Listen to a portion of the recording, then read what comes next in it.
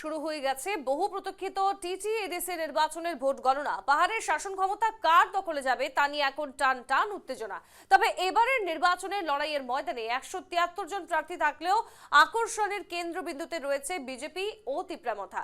ত্রিপুরার শাসক দল বিজেপি নিজের আধিপত্য বজায় রাখতে মরিয়া, অন্যদিকে জনজাতি আবেগকে সামনে রেখে পাহাড়ে দুর্গ গড়তে বদ্ধপরিকর তিপ্রামথা। রাজনৈতিক মহলের মতে এই দুই শক্তির লড়াইয়ের উপরই নির্ভর করছে এই রেসের ভবিষ্যৎ। সকাল থেকে প্রতিটি গণনা কেন্দ্রে কড়া নিরাপত্তা ব্যবস্থা গড়ে তোলা হয়েছে। পোস্টাল ব্যালট গণনার পর ইভিএম এর রাউন্ড অনুযায়ী ফলাফল আসতে শুরু করবে। 173 জন প্রার্থীর ভাগ্য আজ নির্ধারিত হচ্ছে।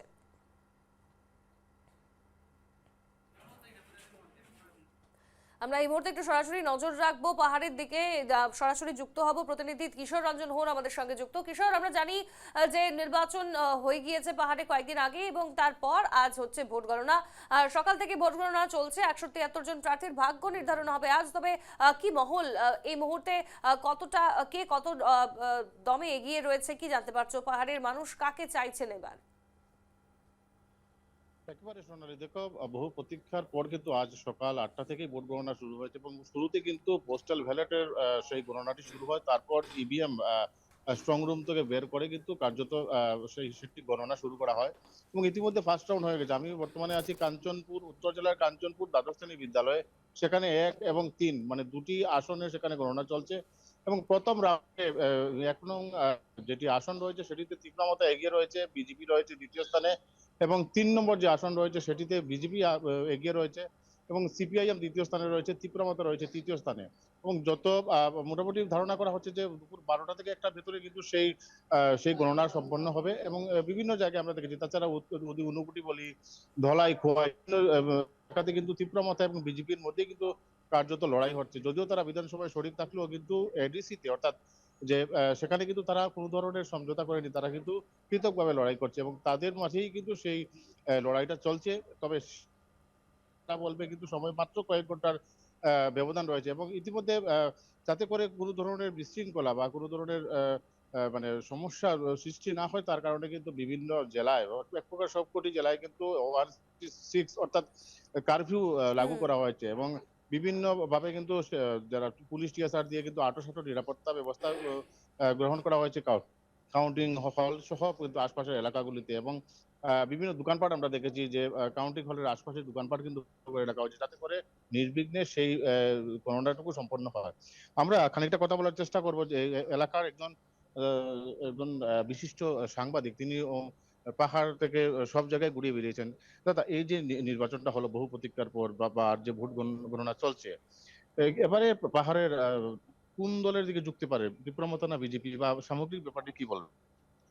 এবার গত বছর যেমন 21-এ নির্বাচন হয়েছিল, তখন শরিক আইপিএফটির সঙ্গে বিজেপি সমঝোতা করে জম্পুই কেন্দ্রটি ছেড়ে দিয়েছিল বিজেপি এবং 3 নং জম্পুই, 3 নং দশদা কাঞ্চনপুর কেন্দ্রে বিজেপি প্রতিদ্বন্দ্বিতা করেছিল।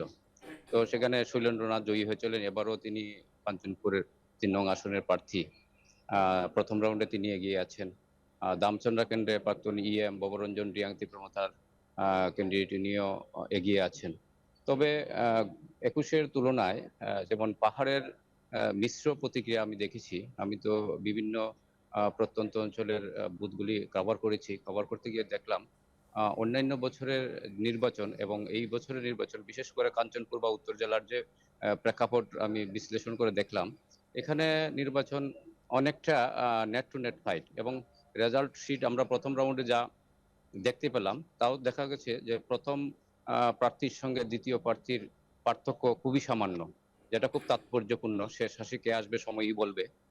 তবে বেলা বাড়ার সঙ্গে সঙ্গে যেভাবে আমরা দেখছি যে কাউন্টিং ভোট কেন্দ্র শেষে যেভাবে রেজাল্ট বেরিয়ে আসছে, কিছু উত্তেজনা দেখা দিচ্ছে যারা সমর্থকদের মধ্যে। নিরাপত্তা জোরদার করা হয়েছে।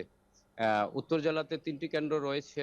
একটি কেন্দ্রের একটি আংশিক বর্ষণ পড়েছে, 2 নং মাছমারা কেন্দ্র। তো এটার কাউন্টিং হচ্ছে কুমারঘাটে। আমাদের উত্তর জেলা বরাবরই বা কাঞ্চনপুর মহকুমার বরাবরই শান্তিপূর্ণ নির্বাচন হয়ে থাকে। এবছর দেখা গেছে যে সারা রাজ্যের মধ্যে যে সমস্ত অঞ্চলে বিক্ষিপ্ত ঘটনা আমরা চোখে লক্ষ্য করেছি, এখানে পাহাড়ি বাঙালি সবাই মিলে সহাবস্থানের মধ্যে দিয়ে নির্বাচনে প্রতিদ্বন্দ্বিতা করেছেন। গণনাও চলছে। সে ধরনের মানে হিংসাত্মক কোনো ঘটনা, সাম্প্রদায়িক কোনো ঘটনার এখন পর্যন্ত কোনো লক্ষণ নেই, এবং সময় যত এগুচ্ছে শান্তিপূর্ণভাবে পরিবেশই ফিরে আসছে। আচ্ছা, মানে পাহাড়ে বা কার দখলে যেতে পারে? মাত্র কয়েক ঘন্টার সময় বাকি সেই ভোট গণনা সম্পন্ন হবে। আপনার কি ধারণা?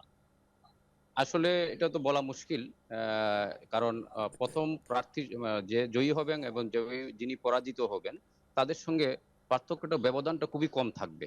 আমরা প্রথম রাউন্ডে যা লক্ষ্য করলাম, দেখলাম যে প্রথম রাউন্ডে এরকম ব্যবধান খুবই কম।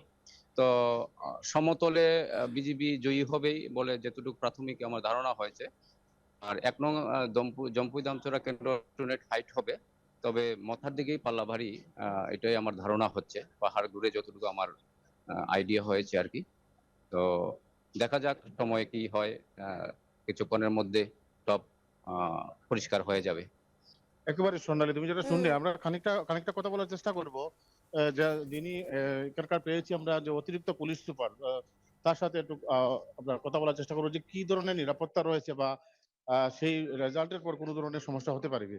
স্যার, নিরাপত্তা ব্যবস্থা কেমন রয়েছে? যেহেতু আমরা দেখেছি বিভিন্ন জেলায় বিভিন্ন সমস্যা হয়েছে, তো এই জেলায় তো কোনো সমস্যা হয়নি ভোট নিয়ে, বা আজকের দিনে যে যে ভোট গণনা, সেটা নিয়ে কি জোরদার প্রস্তুতি রয়েছে? না, আমরা নিরাপত্তা ঠিকই রয়েছে। আহ, আপনারা যেমন জানেনই 163 বিএনএস ধারাটা অলরেডি চালু করা আছে। আর আমাদের স্ট্রং রুমে সিকিউরিটি আছে, সে সে এটার সাথে আমরা সেভাবে আমরা সিকিউরিটিটা আমরা রাখছি। তো ভালো নিরাপত্তা। স্যার, মোটামুটি কটা নাগাদ মোটামুটি রেজাল্ট হয়ে যেতে পারে? আমরা এক্সপেক্ট করি এটা ডিপেন্ড অন দা আরো, তবে আমরা এক্সপেক্ট করতেছি 1টা 2টা নাগাদের মধ্যে কাউন্টিং শেষ হবে। দেখেছি ভোটের দিনে কোনো সমস্যা হয়নি, বিশেষ করে উত্তর জেলা দুটি কেন্দ্রে। তো আজকের দিনে আপনাদের কোনো ধরনের এ ধরনের কোনো সংকেত বা আশঙ্কা রয়েছে? না, এমন কোনো আশঙ্কা নাই।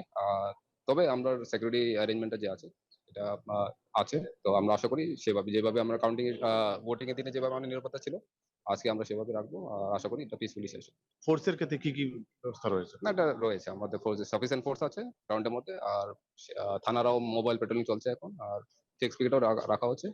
আর আপনারা দেখতে পারেন যে সমস্ত সিকিউরিটি আমরা অ্যারেঞ্জ করি। একেবারে সোনালী, তুমি যেটা শুনলে যে পুলিশি ব্যবস্থা কিন্তু আঁটোসাঁটো ভাবেই রয়েছে, যাতে করে নির্বিঘ্নে সেই ভোট গণনা সম্পন্ন হয়। কারণ আমরা দেখেছি উত্তর জেলা বিশেষ দুটি কেন্দ্রে কিন্তু ভোট গ্রহণ হুম। যেদিন হয়েছিল সেদিনও কিন্তু কোনো ধরনের অপ্রীতিকর ঘটনা ঘটেনি। অর্থাৎ পুলিশ এবং টিএসআর দিয়ে কিন্তু গোটা সেই যে ভোট গণনা কেন্দ্র মুড়ে দেওয়া হয়েছে, অর্থাৎ যে কাউন্টিং সেন্টারটি মুড়ে দেওয়া হয়েছে। হুম। এখন শুধু কয়েক ঘন্টা সময়ের অপেক্ষা মাত্র, তারপরেই কিন্তু সেই যে রেজাল্ট, কে হাসবে সেই হাসি, যে পাহাড়টা কার দখলে যাবে, তার কিন্তু কয়েকটা ঘন্টার সময়ের অপেক্ষা মাত্র। স্বর্ণালী। একদম। ধন্যবাদ তোমায় কিশোর।